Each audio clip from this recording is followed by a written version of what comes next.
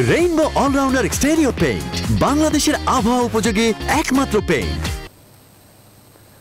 স্বাগত নিউজ 24 সংবাদের সাথে আছি আমি আকাশ এহসান। দেখছিলেন সংবাদ শিরোনাম, এবারে পুরো খবর। বঙ্গবন্ধুর ভাস্কর্য ভাঙচুর ও অবমাননার প্রতিবাদে এবার সারা দেশে মাঠে নামলেন সরকারি কর্মকর্তা ও কর্মচারীরা।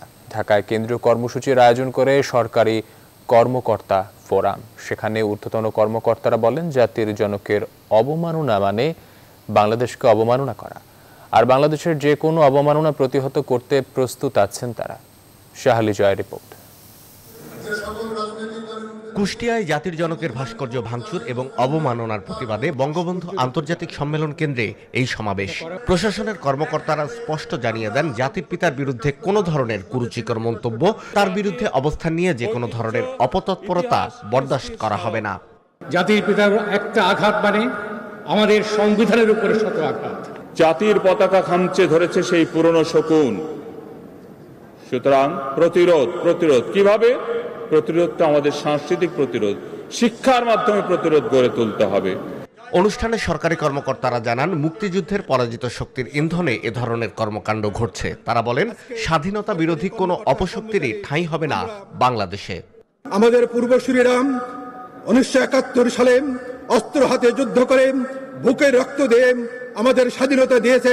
তাদের উত্তরসূরি হিসাবে আমরা একটি বাঙালি থাকতেও আমরা এই অপমান সহ্য করব না।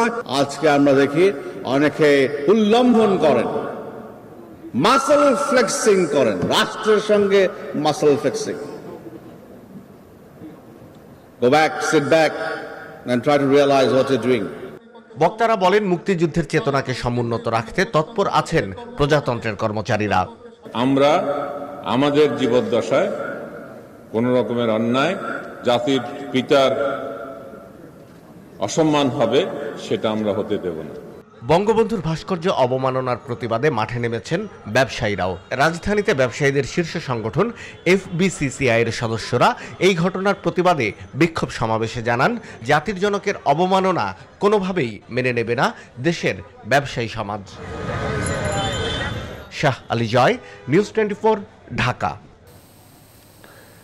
জাতির পিতার সম্মান রাখবো মোরা অম্লান, এই স্লোগানে ভাস্কর্য বিরোধী অপতৎপরতা রুখতে প্রজাতন্ত্রের কর্মচারীদের সঙ্গে একাত্মতা জানিয়েছেন মুক্তিযোদ্ধা ব্যবসায়ীরা।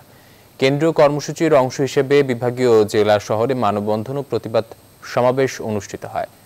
প্রতিবেদক ও প্রতিনিধিদের তথ্য ছবিতে ডেস্ক রিপোর্ট। জাতির পিতার জন্য শনিবার সকালে রাজশাহীর শিল্পকলা একাডেমি মিলনায়তনে প্রতিবাদ সমাবেশ করে বিভাগীয় ও জেলার সরকারি কর্মকর্তা কর্মচারীরা। রাজশাহী বিভাগীয় কমিশনার হুমায়ুন কবির খন্দকারের সভাপতিত্বে সমাবেশে বিভিন্ন দপ্তরের কর্মকর্তারা বক্তব্য রাখেন। খুলনায় প্রতিবাদ সমাবেশ করেছে বিভাগীয় ও জেলা পর্যায়ের প্রশাসনিক কর্মকর্তারা। সকালে জেলা প্রশাসক কার্যালয়ের সামনে থেকে একটি মিছিল নগরীর বিভিন্ন গুরুত্বপূর্ণ সড়ক প্রদক্ষিণ করে শহীদ হাদিস পার্কে গিয়ে শেষ হয়। চট্টগ্রামের দামপাড়ায় বিক্ষোভ মিছিল ও মানববন্ধন করেছেন বাংলাদেশ জুডিশিয়াল সার্ভিস অ্যাসোসিয়েশনের সদস্যরা। এছাড়া বিভাগীয় ও জেলা পর্যায়ে সরকারি কর্মকর্তাদের অংশগ্রহণে প্রতিবাদ সমাবেশ অনুষ্ঠিত হয়। বরিশালে আয়োজিত সমাবেশে বক্তব্য রাখেন বিভাগীয় কমিশনার অমিতাভ সরকার, পুলিশ কমিশনার মোহাম্মদ শাহাবুদ্দিন খান, জেলা প্রশাসক SM অজিউর রহমান সহ আরো অনেকে। এর আগে সকালে সার্কিট হাউস থেকে একটি প্রতিবাদ র্যালি বের হয়। রংপুরে সরকারি কর্মকর্তাদের পাশাপাশি মানববন্ধন করেছে জেলা আওয়ামী লীগ। এছাড়া ব্যবসায়ীদের বিভিন্ন সংগঠন প্রেস ক্লাব চত্বরে আয়োজিত অবস্থান কর্মসূচিতে অংশ নেন। কেন্দ্রীয় কর্মসূচির অংশ হিসেবে বাগেরহাটে বঙ্গবন্ধুর ভাস্কর্য ভাঙচুরের প্রতিবাদে মানববন্ধন ও সমাবেশ হয়েছে। নেত্রকোনায় জেলা প্রশাসন আয়োজিত মানববন্ধন থেকে বঙ্গবন্ধুর ভাস্কর্য ভাঙচুরের প্রতিবাদ জানানো হয়। জয়পুরহাটে সমাবেশ করেছে ব্যবসায়ীদের সংগঠন জেলা চেম্বার অব কমার্স। একই ইস্যুতে মেহেরপুর, ঝালকাঠি, সুনামগঞ্জ, পঞ্চগড়, রাজবাড়ী, দিনাজপুর, শেরপুর, বরগুনা সহ দেশের সবকটি জেলা শহরে মানববন্ধন ও প্রতিবাদ সমাবেশ করেছেন সরকারি কর্মকর্তা, কর্মচারী, মুক্তিযোদ্ধা ও ব্যবসায়ীরা। Desk report, news 24। কুষ্টিয়ায় বঙ্গবন্ধুর ভাস্কর্য ভাঙার দায় স্বীকার করে আদালতে জবানবন্দি দিয়েছেন দুই মাদ্রাসা শিক্ষক। শনিবার সন্ধ্যায় আল আমিন ও মোহাম্মদ ইউসুফ আলী নামে ওই দুই শিক্ষক 164 ধারায় জবানবন্দি দেন। এর আগে দুই শিক্ষকের 7 দিনের রিমান্ড আবেদন করা হলে আদালত 4 দিনের রিমান্ড মঞ্জুর করেন।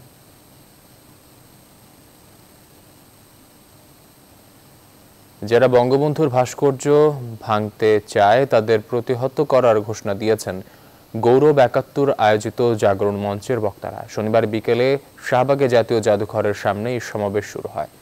বাংলাদেশের সংবিধান থেকে ধর্মনিরপেক্ষতা সরানোর হুমকির প্রতিবাদে এই সমাবেশের আয়োজন করা হয়। অনুষ্ঠানে স্বাধীনতার পরাজিত শক্তিরাই বঙ্গবন্ধুর ভাস্কর্য ভাঙচুর করেছে বলে অভিযোগ করেন আওয়ামী লীগ নেতারা। সমাবেশে বক্তারা বলেন, বঙ্গবন্ধুর ভাস্কর্য ভাঙচুরকারীদের ক্ষমা করা যায় না। স্বাধীনতার চেতনাকে অক্ষুণ্ণ রাখতে সবাইকে ঐক্যবদ্ধ থাকার আহ্বান জানানো হয়।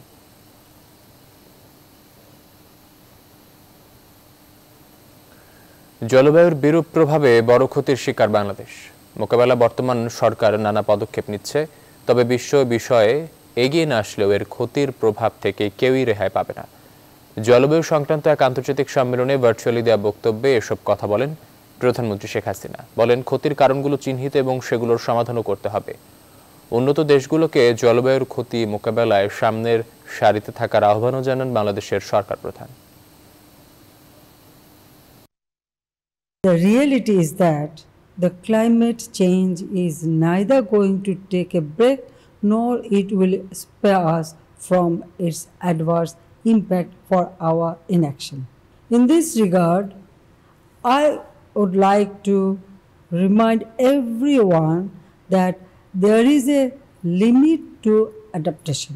Every year, we are spending $2 billion for climate change sensitive projects and $3 billion for adaptation measures. অযত্ন অবহেলার বেহাল ব্যবস্থাপনায় ধুঁকছে দেশের বেশিরভাগ সরকারি হাসপাতাল। পেশাদারিত্বের অভাবে সুষ্ঠু সেবা থেকে বঞ্চিত হচ্ছে রোগীরা। ভুল চিকিৎসায় কাউকে বরণ করতে হচ্ছে পঙ্গুত্ব কিংবা অঙ্গহানির মতো ঘটনা। উপজেলার থানা স্বাস্থ্য কমপ্লেক্সগুলোতে নেই পর্যাপ্ত চিকিৎসা সরঞ্জামাদি, যাতে চরম ভোগান্তিতে পড়তে হয় রোগীদের। রাজধানী ও আশপাশের কয়েকটি সরকারি হাসপাতালের চিত্র তুলে ধরছেন ফখরুল ইসলাম। মেডিসিন বিভাগে গিয়েছিলাম, মেডিসিন বিভাগে এটা তো আমার কাজ না, এটা হলো অর্থোপেডিকের কাজ। যতবার সরকারি ডাক্তার আমি দেখাই, আমি কোনো গরিব হিসাবে চিকিৎসাটা পাইতেছি না। রাজধানীর পঙ্গু হাসপাতালে 6 মাস ঘুরেও তার হাত ভাঙার চিকিৎসা করাতে পারেননি। হাসপাতালের জরুরি বিভাগের সামনে গেলে আবুল হোসেনের মতো দূর দূরান্ত থেকে আসা এমন অসংখ্য রোগীর অভিযোগ পাওয়া যায়। তো এইখানে 3 মাস ভর্তি আছিলাম, এবার 3 মাস ভর্তি থাকার পরে অপারেশন করছে আমার। মানে ডাক্তার দেখাই দিয়েছি, আবার 15 দিন পর আবার আইতে গেছি। আমার এই টেস্ট দিতেছে, ওই টেস্ট দিতেছে, কালকে আসতে বলতেছে, মানে খুব ঘুরতেছি, ভর্তি হওয়ার কোনো চান্সই পেতেছি না। রোগী ভাগিয়ে নিতে হাসপাতালের সামনে ওত পেতে থাকে দালাল সিন্ডিকেট চক্র। এমনই চিত্র মেলে ঢাকা মেডিকেল কলেজ হাসপাতালের জরুরি বিভাগের সামনেও। ক্যামেরা দেখে পালিয়ে যাওয়ার চেষ্টা করেন বাচ্চা চুরি সিন্ডিকেট চক্রের এই সদস্য।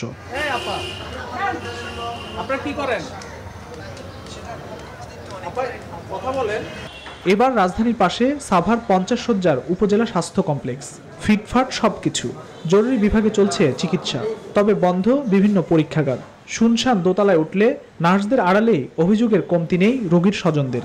আমরা আজকে এক্সরে করবো, ওনারা বলতেছে যে এখানে এক্সরে ভালো আসে না, ক্লিয়ার হয় না, আপনারা বাইরে থেকে করে নিয়ে আসেন। পরে আমরা বাহির থেকে করে আসছি, মানে এখানে কোনোভাবে করবেই না ওনারা। টাইম টু টাইম যদি ওনাদের মেডিসিনটা ঠিক মতন না দেয়, রোগী তাহলে কি করে এখানে ভালো হবে? হাসপাতালের কর্মকর্তাও শোনালেন নানা সংকটের কথা। অনেক রোগী আছে যারা ডিজিটাল এক্সরে করতে চায়, ওই ক্ষেত্রে হয়তো আমরা সেটা করতে পারছি না। আমাদের যেটা হলো যে 3য় 4র্থ শ্রেণীর যে জনবল, সেটা আমাদের ঘাটতি রয়েছে, এবং হেলথ অ্যাসিস্ট্যান্ট সেটাও কিন্তু আমাদের ফিল্ডে অনেক ঘাটতি রয়েছে। রাজধানীর তেজগাঁও থানা স্বাস্থ্য কমপ্লেক্সটাও দেখতে শুনশান নীরব। রোগীর চিকিৎসায় প্রেষণে আসা ডাক্তার জানালেন তার আক্ষেপের কথা। ডেন্টাল যে মেন যে ইউনিট, এটা এখানে সচল না। মেশিনটা আসলে নষ্ট হয়ে রয়েছে বলতে গেলে 4 বছর হয়ে গেছে। আর একটা জিনিস যেটা এখানে ডেন্টাল টেকনোলজিস্টের আসছি, যে আমি এটা পেশনে আসছি, আমার এখানে পোস্ট নাই। আর চিকিৎসা সরঞ্জামাদি অচিরেই চলে আসবে বলে জানালেন স্বাস্থ্য কমপ্লেক্সের কর্মকর্তা। সরকারি হাসপাতালের অনেক সময় দেখা যায় বেহাল দশা। এখন একটা প্রশ্ন আসতে পারে যে আমরা শুধু জনবলের দোহাই দিচ্ছি, তা না, আমরা কিন্তু পরিশ্রম করছি। বেহাল দশা নিরসন করে দেশের চিকিৎসা সেবা আরো উন্নত করতে জনবল সংকট ও সেবায় বরাদ্দ বাড়ানোর তাগিদ সংশ্লিষ্টদের। ফখরুল ইসলাম, নিউজ 24 ঢাকা। স্বাস্থ্য সহকারীদের লাগাতার ধর্মঘটের মধ্যে বিকল্প পন্থায় সারা দেশে শুরু হলো হাম রুবেলার টিকাদান কর্মসূচি। বরিশালে নিজস্ব ব্যবস্থাপনায় এই টিকাদান কার্যক্রম শেষ করার উদ্যোগ নিয়েছে সিটি কর্পোরেশন। সকালে নগরীর কাউনিয়া মাতৃ সদনে হাম রুবেলা টিকাদান ক্যাম্পেইনের উদ্বোধন করেন সিটি মেয়র সাদিক আব্দুল্লাহ। খুলনা মহানগরীতে হাম রুবেলা টিকাদান ক্যাম্পেইনের উদ্বোধন করেন সিটি মেয়র তালুকদার আব্দুল খালেক। এবার নগরীর 31টি ওয়ার্ডে 1,75,200 শিশুকে হাম রুবেলা টিকা দেওয়া হবে। 9 মাস থেকে 10 বছর বয়সী শিশুদের আজ থেকে আগামী 24 জানুয়ারি পর্যন্ত এই টিকা দেওয়া হবে।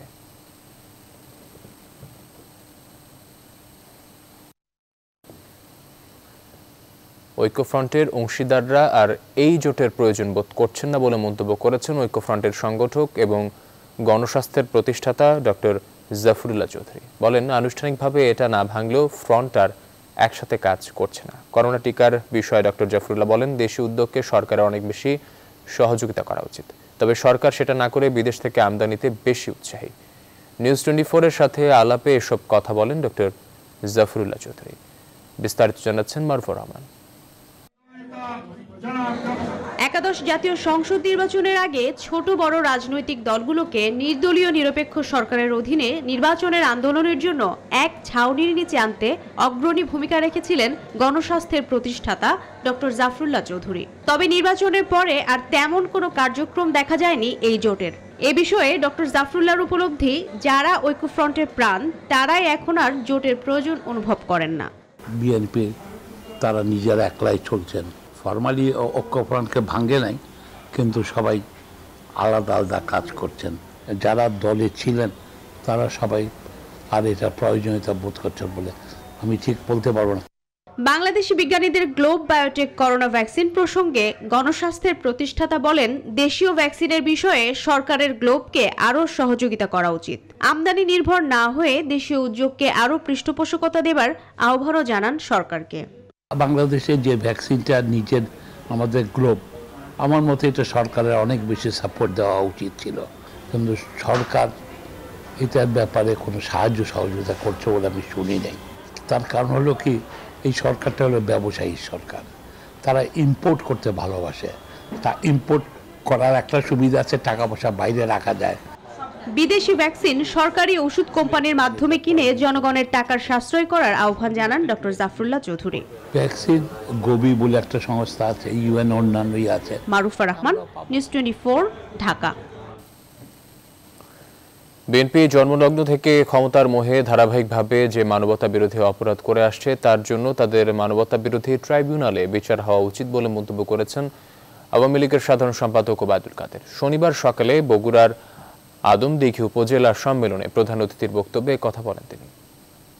যাদের রাজনীতির সাথে দেশের মাটি ও মানুষের সম্পর্ক নেই, ঢাকা সহ বিভিন্ন বিশ্ববিদ্যালয় চর দখলের মতো হল দখলে রাজনীতি বিএনপি আমলেরই তথাকথিত।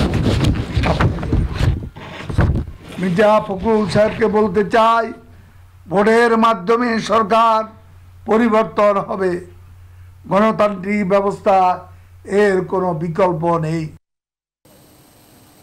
সংবাদে নিচে একটি বিরতির সঙ্গে থাকুন।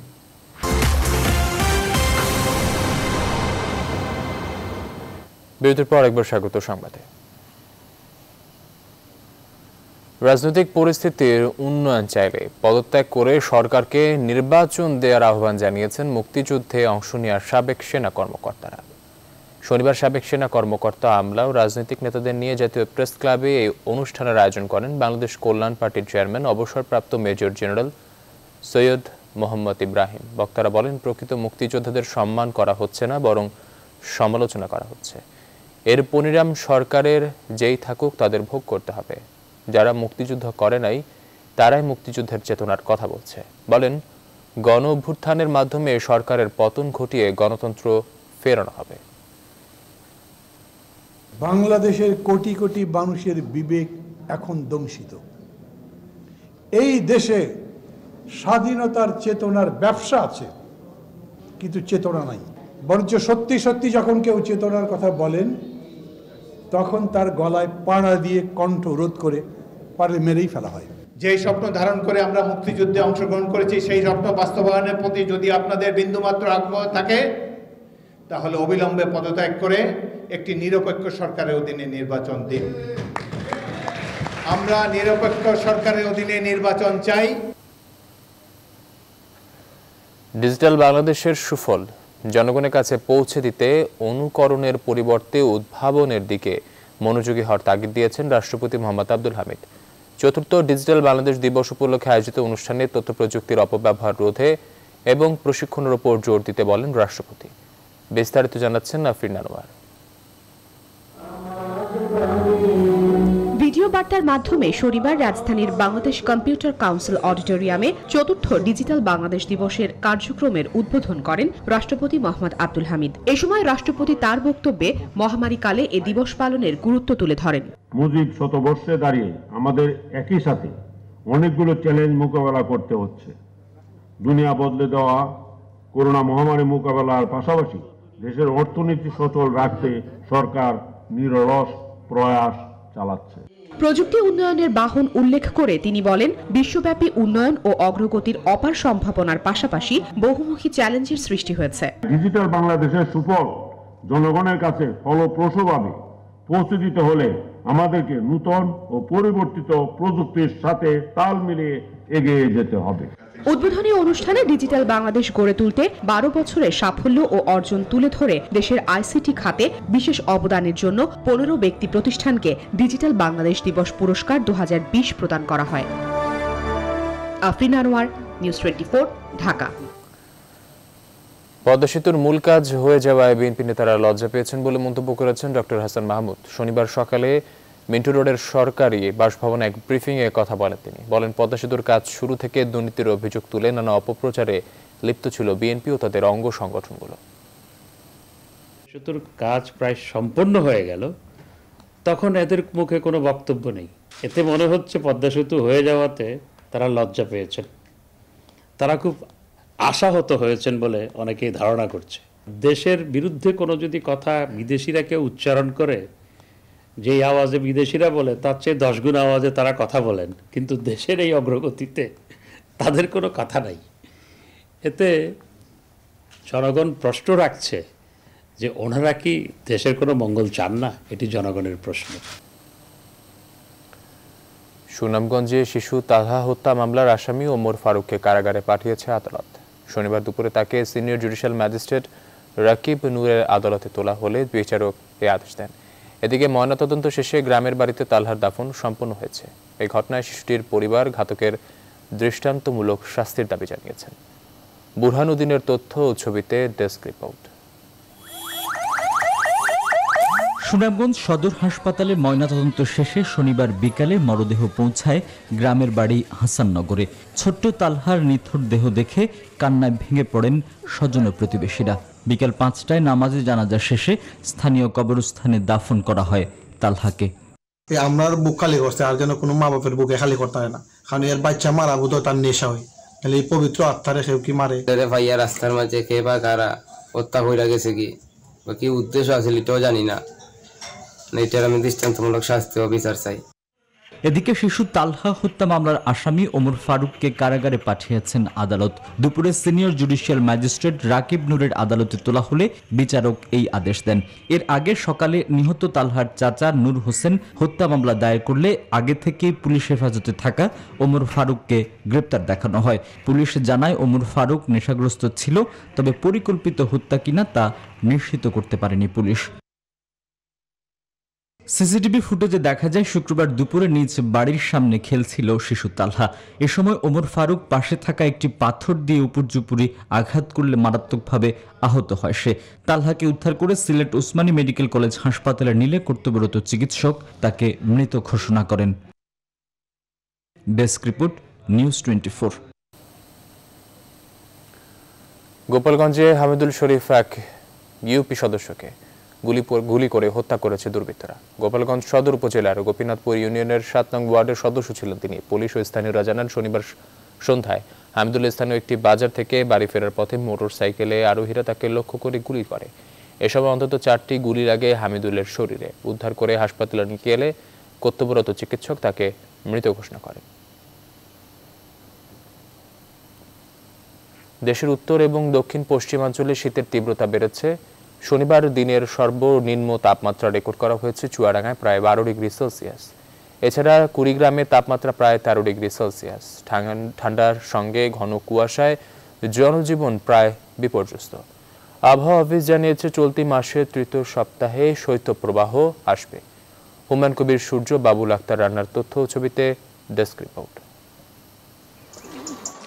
দেখে বোঝার কোনো উপায় নেই এটি দিনের মধ্যভাগের চিত্র। কুড়িগ্রামে 3 দিন ধরে এমন কুয়াশায় সূর্যের দেখা পায়নি মানুষ। দিনেও হেডলাইট জেলে চলতে দেখা গেছে মোটরযানকে। শনিবার জেলার সর্বনিম্ন তাপমাত্রা মাপা হয় 13.3 ডিগ্রি সেলসিয়াস। এতে বিপাকে খেটে খাওয়া মানুষ। কুয়াশার মধ্যে যাত্রী হয় না, যাত্রী বেড়েও না, দেখাও যায় না, কামাই কমে গেছে। বুড়ে মানুষের জন্য খুব অসুবিধা, কষ্ট খুব। হ্যাঁ, ঠান্ডার জন্য বেড়া যায় না। হ্যাঁ, ইনকাম নাই, খাবার পায় না, বউ ছোয়া নিয়ে কত কষ্ট করে। নওগাঁর চিত্রও প্রায় একই। কুয়াশায় ঢাকা থাকে দিনের সিংহভাগ সময়। সূর্যের দেখা না মেলায় জনাকীর্ণ স্থানগুলোতে মানুষের উপস্থিতি কমে গেছে। আবহাওয়া কর্মকর্তারা জানিয়েছেন মধ্য ডিসেম্বর থেকে আরও কমতে পারে তাপমাত্রা, বইতে পারে শৈত্যপ্রবাহ। দেশের তাপমাত্রা 17-18 তারিখের দিকে কমে যেতে পারে এবং তখন দেশের শৈত্যপ্রবাহ নেমে আসতে পারে। এই শৈত্যপ্রবাহটা দেশের উত্তর পশ্চিমাঞ্চল এবং যশোর চুয়াডাঙ্গার আশায় এই অঞ্চলের দিকে প্রথমে শুরু হয়, তারপর দেশের মধ্য অঞ্চল পর্যন্ত বিস্তার লাভ করতে পারে। শনিবার দেশের সর্বনিম্ন তাপমাত্রা 12.6 ডিগ্রি সেলসিয়াস রেকর্ড হয় চুয়াডাঙ্গায়। Desk report, news 24।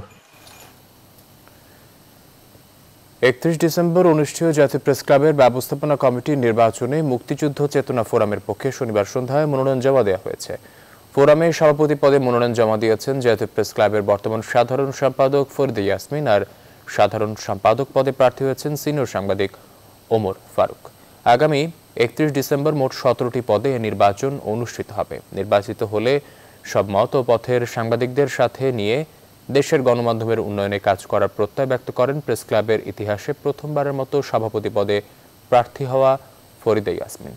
প্রতিশ্রুতি দেন অন্য পদের প্রার্থীরাও। এ সময় ফরিদা ওমর পরিষদকে বিজয়ী করে মুক্তিযুদ্ধের পক্ষের শক্তিকে শক্তিশালী করতে আহ্বান জানান সিনিয়র সাংবাদিকবৃন্দ। জাতীয় প্রেস ক্লাবের সকল সদস্য যেন সমানভাবে সব ধরনের সুযোগ সুবিধা, তাদের পেশাগত দায়িত্ব পালন করতে গিয়ে যেন এখান থেকে সব ধরনের সুযোগ সুবিধা পায়, সেই চেষ্টা করব। মানে আধুনিক একটি প্রেস ক্লাব গড়ে তোলার যা যা করা দরকার আমরা ইতিমধ্যে অনেক কিছু করেছি এবং সেই কাজগুলো, যে অসমাপ্ত কাজগুলো আছে সেগুলো শেষ করব। আমাদের স্বপ্নের একটি ভবন বঙ্গবন্ধু মিডিয়া কমপ্লেক্স, এটি নির্মাণ করা হবে প্রধান কাজ। তারপরে সাংবাদিকদের কর্মদক্ষতা বৃদ্ধির জন্য যেসব কর্মসূচি আমরা প্রেস ক্লাবে আমরা করে থাকি সেগুলি আমরা আরও বৃদ্ধি করব। দেশে করোনায় মৃত্যুর সংখ্যা 7,000 ছাড়ালো। 24 ঘন্টায় আরও 34 জনের মৃত্যু হয়েছে। মোট প্রাণহানি 7,020। 24 ঘন্টায় নমুনা পরীক্ষা 12,630টি। এর মধ্যে শনাক্ত 1,329 জন। এ পর্যন্ত শনাক্ত 4,89,178 জন। সুস্থ হয়ে বাড়ি ফিরেছেন 3,185 জন। মোট সুস্থ 4,17,503 জন। শনিবার স্বাস্থ্য অধিদপ্তরের প্রেস বিজ্ঞপ্তিতে এসব তথ্য জানানো হয়। 24 ঘন্টায় নমুনা পরীক্ষার বিবেচনায় শনাক্তের হার 10.52%। এ পর্যন্ত মোট শনাক্তের হার 16.54%।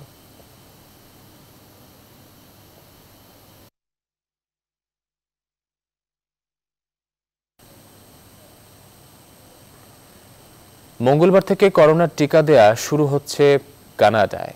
পার্শ্ব প্রতিক্রিয়া দেখা দিলে ক্ষতিপূরণ দেওয়ার ঘোষণাও দিয়েছেন জাস্টিন ট্রুডোর সরকার।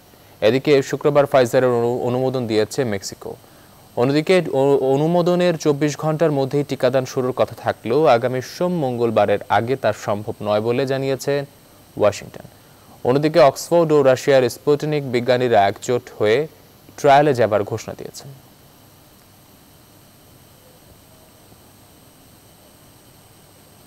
ডিজিটাল বাংলাদেশের কারণে করোনার মধ্যেও বিভিন্ন ক্ষেত্রে দেশের অগ্রগতি বজায় আছে বলে মনে করেন প্রধানমন্ত্রীর তথ্য প্রযুক্তি বিষয়ক উপদেষ্টা সজীব ওয়াজেদ জয়। শুক্রবার রাতে ডিজিটাল বাংলাদেশে এগিয়ে যাবার 12 বছর শীর্ষক ওয়েবিনারে প্রধান অতিথির বক্তব্যে এমন মত ব্যক্ত করেন তিনি। বলেন, করোনা ভাইরাস মহামারীর মধ্যেও যখন সবাই ঘরবন্দি তখনও অনলাইনে সরকারি বেসরকারি কর্মকাণ্ড পরিচালিত হয়েছে। আদালত বন্ধ থাকলেও চলছে বিচার কাজ। শিক্ষা প্রতিষ্ঠান এখনো না খুললেও বন্ধ হয়নি লেখাপড়া। এর সবাই সম্ভব হয়েছে তথ্য প্রযুক্তিতে বাংলাদেশের এগিয়ে যাওয়ার কারণে। তিনি আরো বলেন, গত 12 বছরে আওয়ামী লীগ ডিজিটাল বাংলাদেশের রূপকল্প বাস্তবায়ন করে বর্তমানে যে অবস্থায় নিয়ে এসেছে তারই সুফল মহামারীকালে পাচ্ছে দেশবাসী। অ্যাক্সেস টু ইনফরমেশন A2I প্রকল্পের পলিসি অ্যাডভাইজার আনির চৌধুরীর সঞ্চালনায় এই ওয়েবিনারে সভাপতিত্ব করেন আইসিটি প্রতিমন্ত্রী জুনায়েদ আহমেদ পলক। বক্তব্য দেন আইসিটি বিভাগের সিনিয়র সচিব NM জিয়াউল আলম।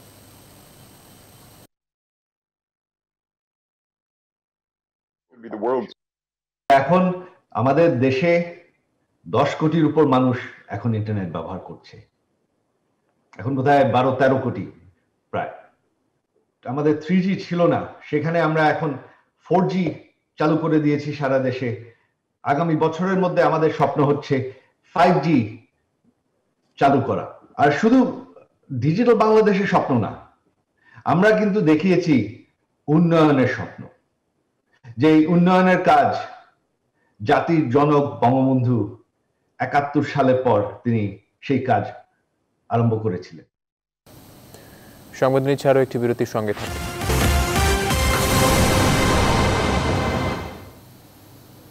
বিরতির পর আরেকবার স্বাগত সংবাদে। করোনার জন্য 2021 সালে স্থগিত করা হয়েছে আমর 21 গ্রন্থমেলা, তবে বইমেলা আয়োজন হবে ভার্চুয়ালি, এমন সিদ্ধান্ত বাংলা একাডেমি কর্তৃপক্ষের। এদিকে লেখক এবং প্রকাশকরা বলছেন, চেতনা এবং ঐতিহ্যের সাথে সম্পৃক্ত অমর 21 গ্রন্থমেলার বিকল্প কখনোই ভার্চুয়াল বইমেলা হতে পারে না। শুকুর নামিরের প্রতিবেদন। বর্ণমালার গাঁথুনি আর বাক্যের সমাহারে সজ্জিত একখানি গ্রন্থ, যেখানে জমা পড়ে হাজারো অনুভূতি, আবেগ, ঐতিহ্য আর অভিজ্ঞতার সম্ভার। তাই বছর ঘুরতেই কল্পলোকের আলপনায় আঁকা প্রচ্ছদে মোড়ানো নতুন বইয়ের ঘ্রাণের জন্য মুখিয়ে থাকেন পাঠক, লেখক এবং প্রকাশকরা। তবে এ আশাই এখন গুড়ে বালি, কারণ করোনার জন্য 2021 সালে স্থগিত করা হয়েছে অমর 21 গ্রন্থমেলা। তার বদলে ভার্চুয়ালি হবে বইমেলার আয়োজন, এমনটাই সিদ্ধান্ত বাংলা একাডেমির কর্তৃপক্ষের। কার্যনির্বাহী পর্ষদ বাংলা একাডেমি থেকে সিদ্ধান্ত নিয়েছি, আগামী বছর 2021 সালে যে অমর 21 বইমেলা অনুষ্ঠিত হবে তাই স্থগিত করা হোক। করোনা পরিস্থিতির উন্নতি হলে আমরা নতুন করে বইমেলার তারিখ ঘোষণা করব। এমন সিদ্ধান্তকে একেবারেই অযৌক্তিক বলছেন লেখকরা। ভার্চুয়াল বইমেলা করার জন্য সরকারি সিদ্ধান্তের ব্যাপার তো নাই, কারণ কোন প্রতিষ্ঠান যদি চায় ওয়েবসাইট বানিয়ে নিজের মতন করে অনলাইনে সে বই বিক্রি করতেই পারে। 15 ফেব্রুয়ারি থেকে 7 মার্চ পর্যন্ত ফিজিক্যাল বইমেলা করা হচ্ছে। ভার্চুয়াল বইমেলা কখনোই অমর 21 গ্রন্থমেলার বিকল্প হতে পারে না, বলছেন প্রকাশকরা। আমরা যেসব বই বের করি, প্রকাশ করি, সেই বইগুলি সাধারণত মেলা জানুয়ারি মাসে বের করা হয়। এই বইগুলি নিয়ে কিভাবে এই মেলা করা যাবে ভার্চুয়াল, সেটা আমরা যেহেতু স্পষ্ট না। যখন বাংলা একাডেমি এই ঘোষণাটি দিচ্ছে বইমেলা হবে না, তার আগে কিন্তু বইমেলা পরিচালনা কমিটির কোনো মিটিং ডাকা হয়নি। চলতি বছরেই বিশ্বব্যাপী ছড়িয়ে পড়ে করোনা ভাইরাসের আতঙ্ক। তার মধ্যেই ফেব্রুয়ারি মাসে অনুষ্ঠিত হয় অমর 21 গ্রন্থমেলা। সুকন্যা আমির, নিউজ 24, ঢাকা। এবার প্রবাসের খবর। বিশ্বের অন্যতম দীর্ঘ যোগাযোগ অবকাঠামো পদ্মা সেতু নির্মাণ থমকে গিয়েছিল দেশি বিদেশি ষড়যন্ত্রে। দুর্নীতির মিথ্যে অভিযোগে সে সময় যোগাযোগ সচিব মোশাররফ হোসেন ভূঁইয়া কারাবরণ করেন, যিনি এখন জার্মানিতে বাংলাদেশের রাষ্ট্রদূত।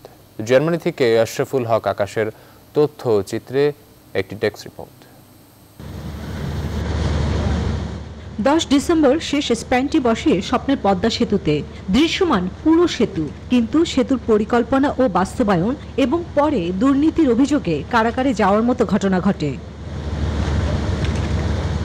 দুর্নীতির মিথ্যা অভিযোগে কারাবরণ করেছিলেন তৎকালীন যোগাযোগ সচিব, বর্তমানে জার্মানিতে নিযুক্ত রাষ্ট্রদূত মোশাররফ হোসেন ভূঁইয়া। তার বিরুদ্ধে অভিযোগ ছিল পদ্মা সেতু প্রকল্পে কাজ পেতে কানাডীয় নির্মাণ প্রতিষ্ঠান এসএনসি লাবানিরের কর্মকর্তারা বাংলাদেশের সেতু কর্মকর্তাদের $5 কোটি ঘুষ দিয়েছেন। একটি কুচক্রী মহল, স্বার্থান্বেষী মহল বাংলাদেশের বিশ্ব ব্যাংকের সাথে যোগসাজশ করে অন্যান্য সিনিয়র কর্মকর্তা, এমনকি সম্পূর্ণ সরকারের বিরুদ্ধে দুর্নীতির ষড়যন্ত্রের অভিযোগ উত্থাপন করে অভিযুক্ত হয়ে জেলে পর্যন্ত যেতে হয়েছে। প্রধানমন্ত্রীর প্রচেষ্টার পরে প্রমাণিত হয় সেতুর প্রকল্পে দুর্নীতি ছিল না। সবকিছুর জন্য প্রধানমন্ত্রী শেখ হাসিনার প্রতি কৃতজ্ঞতা প্রকাশ করেন জার্মানিতে নিযুক্ত এই রাষ্ট্রদূত। মাননীয় প্রধানমন্ত্রী বিশ্বব্যাংকের ঋণ প্রত্যাখ্যান করে নিজস্ব অর্থায়নে এটি প্রস্তুতের ঘোষণা দেন। বিশ্বব্যাপী বাংলাদেশের ভাবমূর্তি অনেক উজ্জ্বল হয়েছে। পদ্মা সেতু শুধুমাত্র একটি অবকাঠামো নয়, একটি দেশের সক্ষমতা, আত্মমর্যাদার প্রতীক হয়ে উঠেছে। চন্দ্রানী চন্দ্রা, নিউজ 24। কুয়েতে হাড্ডাহাড্ডি লড়াইয়ের মধ্য দিয়ে শেষ হলো মুজিব বর্ষ বিজয় কাপ ক্রিকেট টুর্নামেন্টের সেমিফাইনাল। 11 ডিসেম্বর আব্বাসিয়া ক্রিকেট গ্রাউন্ডে সেমিফাইনালের 2 ম্যাচে মুখোমুখি হয় 4টি টিম। মাঠে উপস্থিত থেকে খেলা উপভোগ করেন কুয়েতে নিযুক্ত বাংলাদেশের রাষ্ট্রদূত মেজর জেনারেল মোহাম্মদ আশিকুজ্জামান সহ অসংখ্য দর্শক। সেমিফাইনালে ওসমানী স্পোর্টিং ক্লাব 51 রানে জয়ী হয়, অন্যদিকে জেলিব নাইট রাইডার্স জয়ী হয় 16 রানে। রিয়াদ বাংলাদেশ দূতাবাসের উদ্যোগে জাতির জনক শেখ মুজিবুর রহমানের জন্মশতবর্ষ উদযাপন উপলক্ষে টি20 ক্রিকেট টুর্নামেন্টের ফাইনাল খেলা অনুষ্ঠিত হয়েছে। 11 ডিসেম্বর ফাইনাল খেলায় কাশ্মীরি লেজেন্ড বনাম রিয়াদ 11-এর মধ্যে হাড্ডাহাড্ডি লড়াই হয়, তবে রিয়াদ 11-কে হারিয়ে শেষ হাসি হাসেন কাশ্মীরি লেজেন্ড। খেলোয়াড়দের হাতে পুরস্কার তুলে দেন অনুষ্ঠানের প্রধান অতিথি সৌদি আরবে নিযুক্ত বাংলাদেশের রাষ্ট্রদূত ডক্টর মোহাম্মদ জাবেদ পাটোয়ারি BPM। পুনর্মিলনী ও সংবর্ধন অনুষ্ঠানের আয়োজন করেছে মালদ্বীপে বাংলাদেশ প্রবাসী অধিকার পরিষদ। মোহাম্মদ রতন মিয়ার সভাপতিত্বে এই অনুষ্ঠানে প্রধান অতিথি ছিলেন বাংলাদেশ প্রবাসী অধিকার পরিষদের সহপ্রচার সম্পাদক কাজী মোকলেস। বিশেষ অতিথি ছিলেন অধিকার পরিষদের উন্নয়ন বিষয়ক সম্পাদক মোহাম্মদ দুলাল। খেলার খবর। বঙ্গবন্ধু টি20 কাপে শনিবার দিনের প্রথম ম্যাচে চট্টগ্রামের কাছে হেরে লিগ থেকে বিদায়ে ঘণ্টা বেজেছে রাজশাহীর। চট্টগ্রামের করা 175 রানের জবাবে রাজশাহীর ইনিংস থামে 139 রানে। এদিকে দিনের দ্বিতীয় ম্যাচে হাড্ডাহাড্ডি লড়াইয়ে ঢাকাকে 2 রানে হারিয়ে শেষ দল হিসেবে প্লে অফ নিশ্চিত করেছে বরিশাল। বাংলাদেশ জাতীয় ফুটবল দলের অধিনায়ক জামাল ভুঁইয়ার শরীরে করোনা ভাইরাস শনাক্ত হয়েছে। 2022 বিশ্বকাপ ও 2023 এশিয়ান কাপের এশিয়া অঞ্চলের বাছাইয়ের প্রিলিমিনারি রাউন্ডে দ্বিতীয় ধাপের ম্যাচে কাতারের মাঠে 5-0 গোলে হারের পর দেশে ফেরার আগে গত বৃহস্পতিবার জামালের কোভিড-19 পরীক্ষা করা হয়। এরপর ফল পজিটিভ আসার কথা শনিবার জানায় বাংলাদেশ ফুটবল ফেডারেশন। বিবৃতিতে জানানো হয় জামালের তেমন কোনো উপসর্গ দেখা যায়নি এবং কাতারের দোহায় একটি হোটেলে কোয়ারেন্টিনে আছেন তিনি। এই ছিল এখনকার আয়োজন। এতক্ষণ সাথে থাকার জন্য ধন্যবাদ সবাইকে।